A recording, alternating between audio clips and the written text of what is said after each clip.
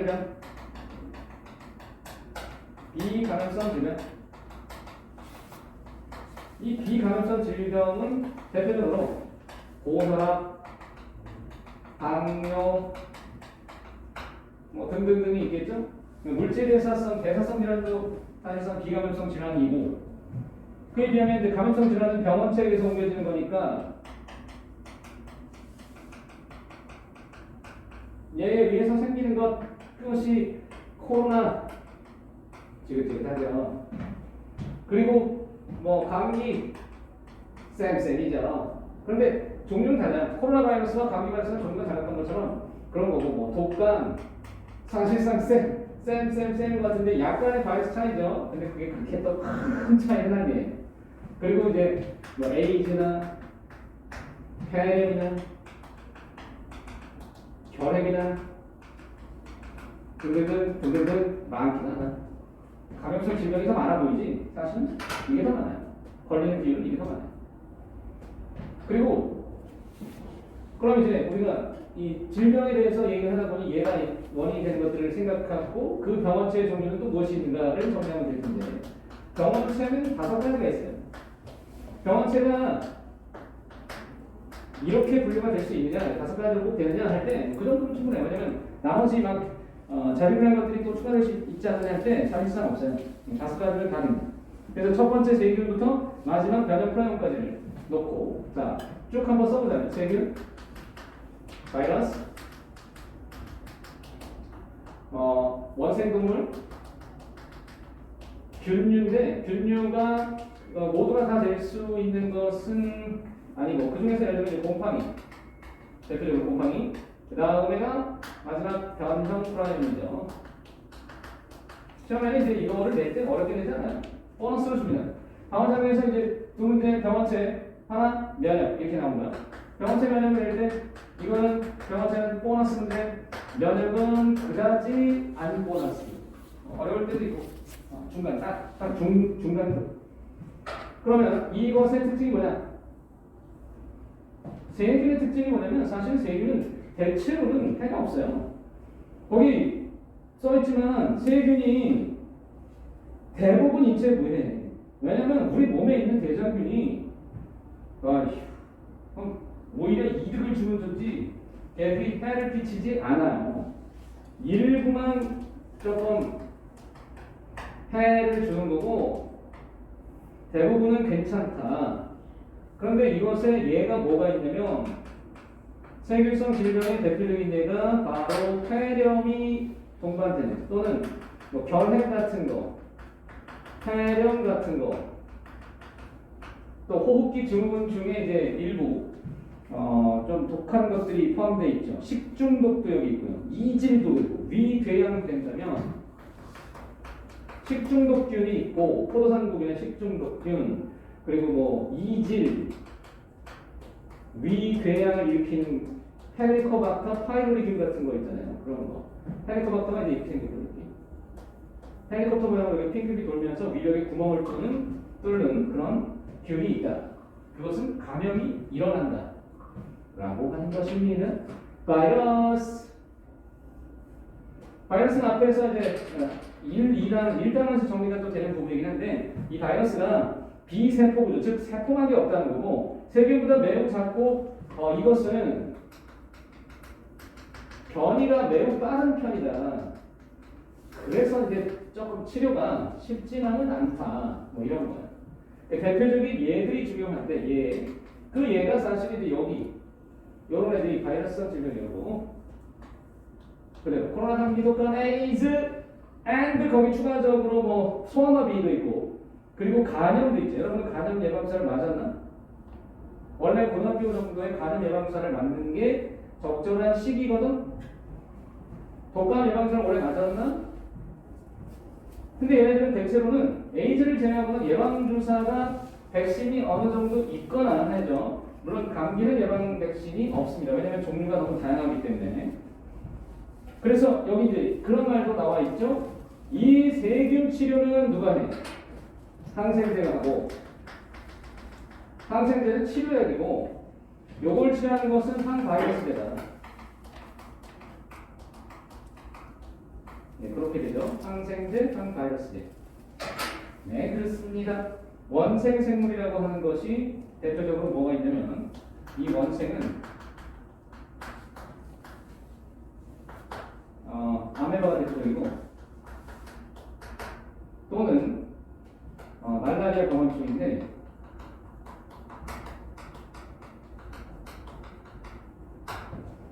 아메바성 이질을 일으키고 아메바성 이질, 그냥 이질이 아니고 저거랑 다른 거예요. 아메바성 이질, 말라리아 병원충 바로 이게 이제 말라리아를 일으키는 원생 생물인데 이게 모기에 의해서 옮겨지죠. 모기가 곤충 중에 동물 중에서 가장 인간에게 해로운 그런 존재이다.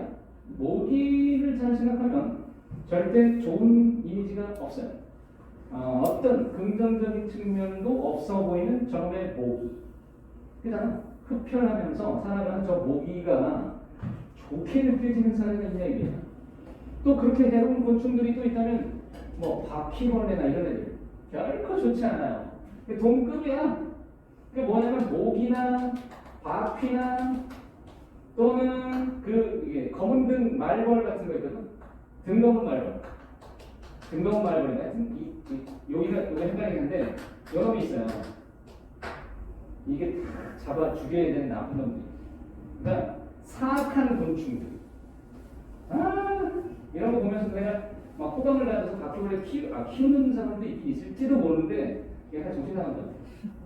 이걸 키운다고? 미쳤어? 저거 말벌한테 쏘이면 죽을 수도 있어.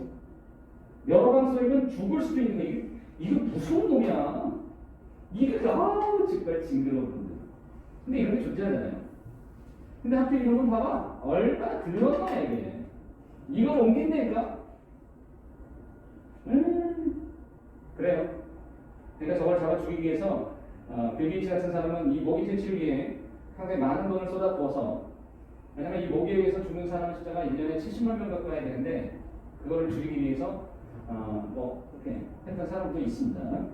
그 다음에 균류, 곰팡이가 일으키는 질병 중에 대표적인 것이 이게 무좀이 있는데 근데 이 무좀 같은 경우가 이게 아주 끈질기 돼요. 이 곰팡이도 이게 어쩌면 선한 곰팡이가 있고 악한 곰팡이가 있다고 봐도 될 만큼 어떻게 생명체 그런 걸 구할 수 있냐 할 때 이게 특이한 게 뭐냐면 선한 곰팡이류에 속하는 것이 누룩 곰팡이 같은 애들은 좋은 애들이에요.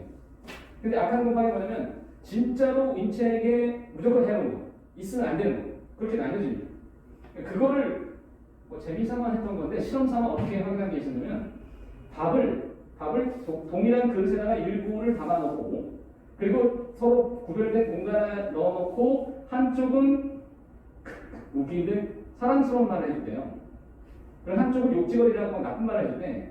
그랬더니 사랑스러운 말하고 좋은 말을 해줬던 밥에서는 누룩곰팡이가 피고 막 나쁜 말을 했던 쪽에서는 그 빵곰팡이, 그 검은 털 곰팡이 같은 해로운 곰팡이가 폈다는 그 실험 내용이 있어요. 되게 아이러니하죠. 근데 어쨌든 이런 놈들이 한번 감염이 되거나 하면 이게 잘 안 고쳐요. 아주 끈질기게 살아났기 때문이에요. 변형 프라이온 생명체가 아니죠. 근데 이거는 단백질입니다. 그 단백질이 세상에 이거 뭐 하는 거냐면 일반 프라이온이라고 하는 뇌 단백질을 소위 정상 프라이온을 어떻게 바꾸냐면 변형된 잘못된 프라이온으로 바꿔버리면서 이게 같이 전염성이 여기 있다는 거죠. 변형이 정상을 변형으로 바꿔서 이것 때문에 결국엔 뇌질환이 생긴다라고 보는 것입니다. 그것도 뭐 나름 밝혀진 사실이긴 한데 이것에 감염될 확률이라는 것이 매우 낮아서 조금 의문을 제기하고 싶은 상황입니다만 아무튼 이 중에서 요거 존재, 단백질이라는 이런 특성들을 시험대에 반영시키고 그 다음에 요것도 마찬가지 알다시피 단백질 플러스 핵산이니까 세포가 아니니까 그러면 여기서 이 5가지 중에서 세포가 아닌 부분은 누구냐? 바이러스와 변형 프라이온이죠. 그럼 나머지는 세포가 있는 것이고 그런 특징들 비교를 이제 할 거예요. 그리고 실제로 어떤 질병을 일으키는 할 때 이 뇌질환이 크로이츠펠트 야코병이기 때문에 이름도 어렵죠. 크로이츠펠트 야코병 그 정도 끝. 시험 문제에 만약에 여러분이 자, 그럼 세균과 바이러스의 비교가 나온다면 볼 수 있을까를 생각해 보면 됩니다. 예를 들어 이런 거 아닙니까? 여기 세균이야. 바이러스야.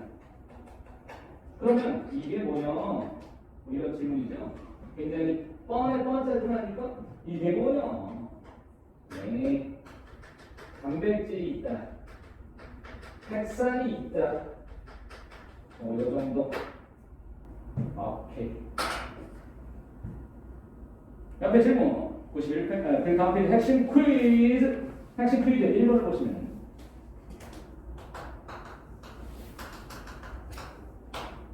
여섯 가지 질병을 나타내거나 고혈압과 알러지.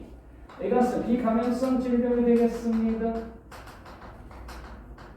나 결핵, 식중독, 거세균 누구에 의해서 되니 할 때 세균이요. 소위 세균성 질병이요. 다음은 뭐게? 독감, 바이러스요. 바이러스가 원인이에요. 이런 게 질문 나온 거예요. 그 다음에 가의 질병은 다른 사람에게 전된다, 안 된다, X다. 나의 질병에 대한 다음과 중에 비특이적 면역이 작용한다라고 물어봤을 적에 여러분, 이거는 이제 면역의 상식이 필요하죠. 이런 애들이 감염이 되면 병원체가 감염이 되면 비특이적 반응이 먼저 나타날까요? 특이적 반응이 먼저 나타날까요?를 물어볼 수도 있겠지요. 하지만 어쨌든 다 나타납니다. 비특이적 반응이 특이적이 나타나는데요. 이것은 선천성 면역이라고 하고요. 이것은 후천성 면역이에요.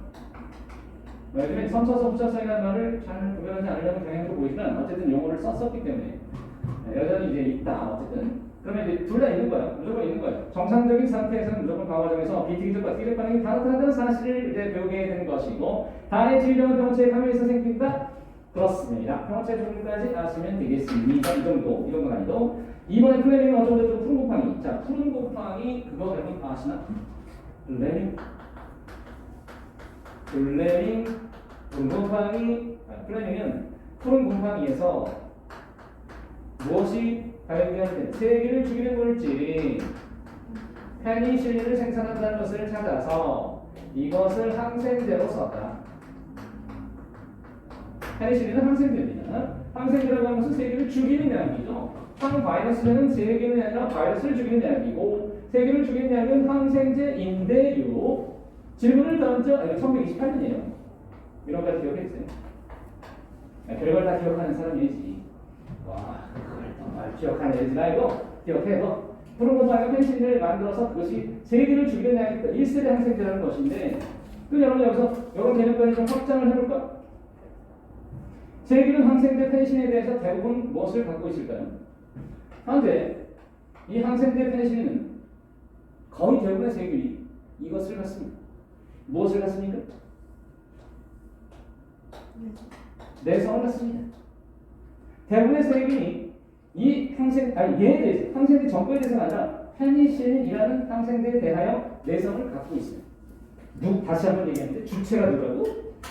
세균이 갖고 있어요. 세균이 내성을 갖는다.